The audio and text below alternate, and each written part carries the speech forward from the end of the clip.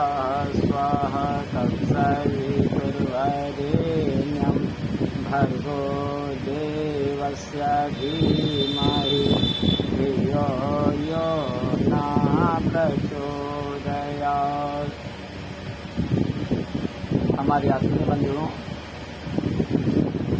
आज हम वाङ्मय शब्द की चर्चा करेंगे।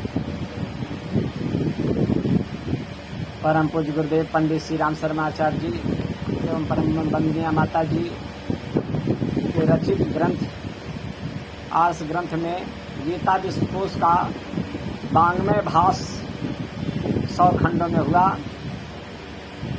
जो हम सबके लिए अनुकरणीय है, हम सबके लिए वरदान है।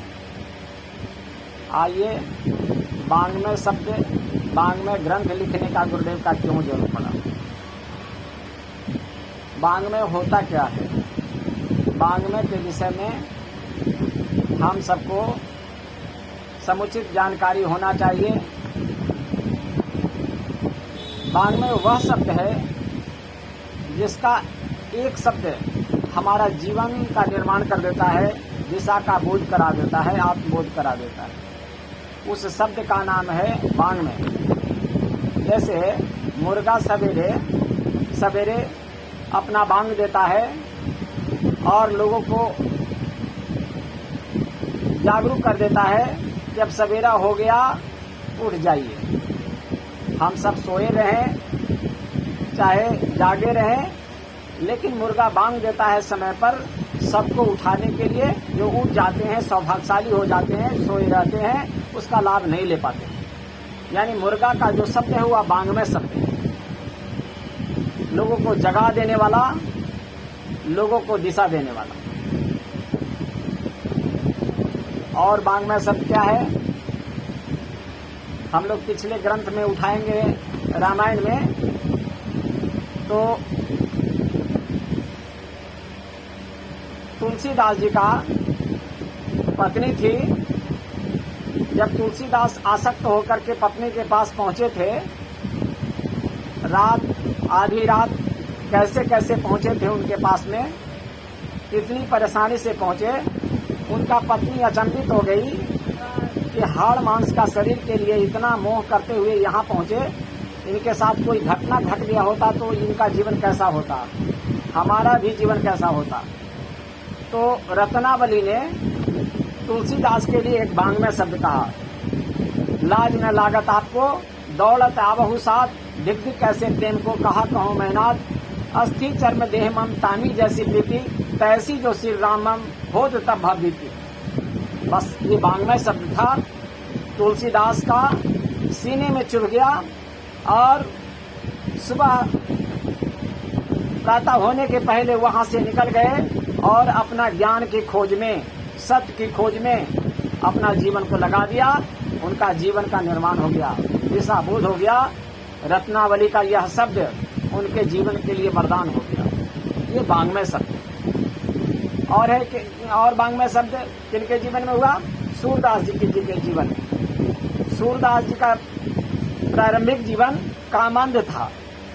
हमेशा वो भोग विलासी के तौर पर इधर उधर भागते रहते थे, यहाँ तक कि अपने पिताजी का कफन का पैसा भी बेच करके वेश्यावृत्ति में लगाते रहते थे। उनका पत्नी विक्षुब्ध होकर के जिसके पास जाते थे, उसी के पास में जाकर के अपना पति का दुहाई मांगने लगे। जब उसके पास में खोजते हुए उनकी पत्नी पहुंची कि बहन तुम भी मुझे अपने काम में रख लो, तो और हाथ पसार कर जैसे ही अपना आंचल फैलाई कि आज से मेरा पति को लौटा दो, तो जिसके पास, जिस वेश्या के पास जाते थे, वो वेश्या उस स्थान को छोड़ दिया और वहां से भाग गई। और उनका यह वाङ्मय शब्द उनका जीवन को, उनका पति को दूसरे रूप में लौटा दिया। जब सूरदास देखे कि मेरा ये आंख न जाने कितने जीवन को बर्बाद कर रहा था, और वह अपने दोनों आंख अपने हाथों से फोड़ लिए। उसके बाद भगवान की खोज में, सत्य की खोज में अपना जीवन को लगा दिए। और उस समय उनका पत्नी उस तरह से उसको मुक्त कराए, यह वाङ्मय शब्द था कि अपने पति को वापस लाने का। और वाङ्मय शब्द क्या था? जब हनुमान जी त्रेता युग में मां सीता की खोज के लिए जा रहे थे, तो उस समय भजन गा रहे थे, कीर्तन गा रहे थे कि इतना महासागर से कौन पार करेगा। दक्षिण में लंका में जगत जननी है, अब इसके बीच में समुद्र है, अब यहाँ कौन लांघेगा, कौन जाएगा, कौन पार करेगा। लेकिन उसी समय जामवंत जी वाङ्मय शब्द का उच्चारण किए। का चुप साधी रहो बलवाना, पवन तनय बल पवन सवाना, कवन काज कठिन जग माही, सो नहीं ताही तुम कर पाही, राम काज लगी तव अवतारा, सुनो हनुमत भय प्रवता आकारा। तो यह आत्म ज्ञान अपनी शक्ति को पहचाने और तुरंत हनुमान जी अपने रूप में आ गए और वह काम करके दिखा दिए। माँ सीता के जगत जननी माँ सीता को पता लगाए और भगवान राम का सूचना आदेश दिए। यह उनके लिए वाङ्मय शब्द था। और वाङ्मय शब्द, एक बार हम वंदनिया माता जी के पास में गए और वंदनिया माता जी से एक निवेदन किया कि माता जी हम दो भाई हैं, परंतु जब हम मिशन से जुड़े, अच्छे कार्यों से जुड़े, तो हमारा भाई एक हमसे नफरत करने लगे, हमसे घृणा करने लगे। माता जी हम कहाँ गलत काम कर दिए?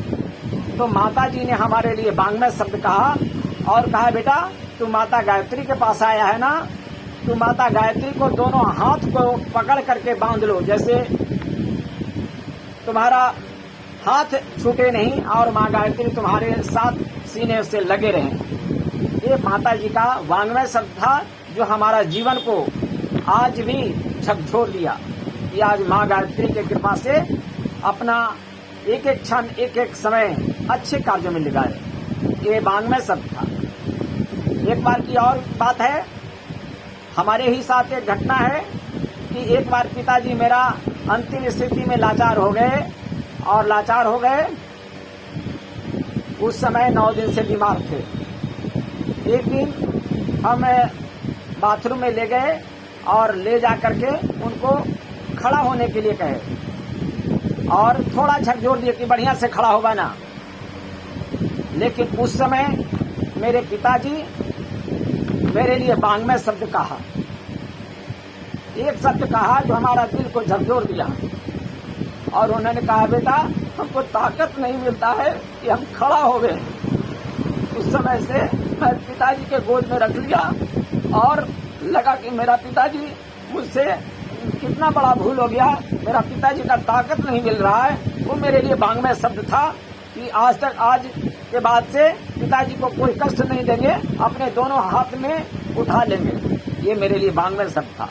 उसी तरह से वे समस्त आर्ष ग्रंथ युग ऋषि पंडित श्री राम शर्माचार्य जी, परम वंदनीय माता जी, जो वाङ्मय के रूप में हम सबों के पास में उपस्थित किए हैं, इसका एक एक शब्द वाङ्मय शब्द है। यदि ये शब्द को, एक एक वाङ्मय को बारीकी से पढ़ेंगे और समझने का कृपा करेंगे तो हमारा जीवन की दिशा धारा बदल जाएगा, हमारा जीवन धन्य हो जाएगा। इसीलिए हम लोग इस वाङ्मय शब्द को समझें और उसका सच्चा सदुपयोग करें।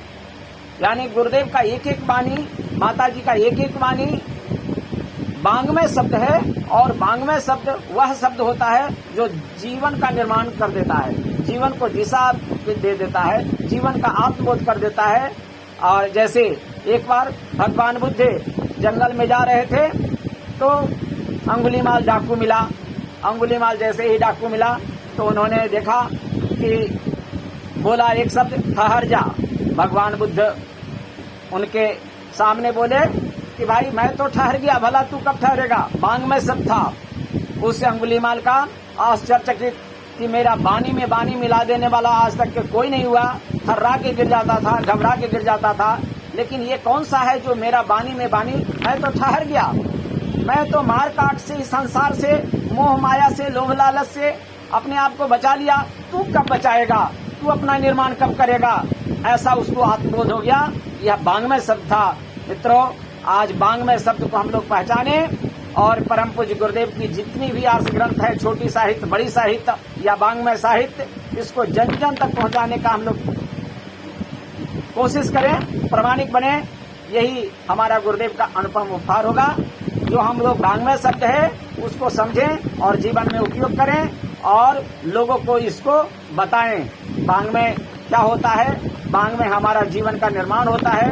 कहीं भी किसी को एक शब्द आप कह देते हैं और उसका जीवन बच जाता है, किसी का रास्ता मिल जाता है, किसी का दिशा मिल जाता है, किसी का निर्माण हो जाता है, किसी का गरीबी दूर मिट जाता है, किसी का शिक्षा मिल जाता है, किसी का भला हो जाता है। तो यही वांग्मय निर्माण है और यही हमारा गायत्री परिवार को सबके लिए करना है और समझना है और अपना जीवन धन्य बनाना है। इसके लिए आप सबों को कोटि कोटि धन्यवाद।